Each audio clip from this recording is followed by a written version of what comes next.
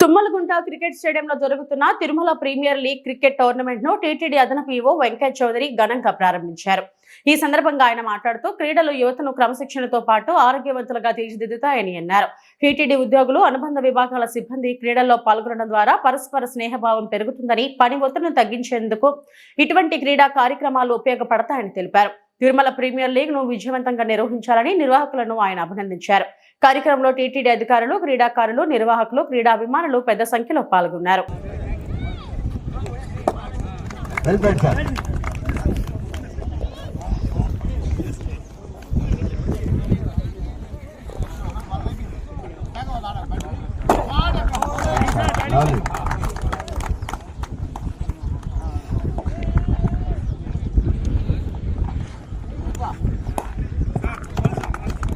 Yes, it's the last ball.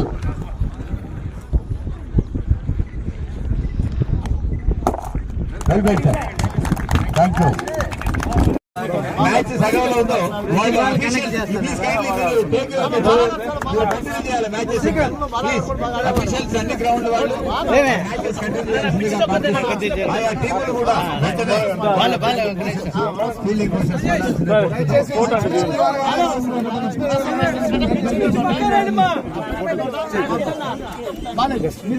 ఒకసారి ball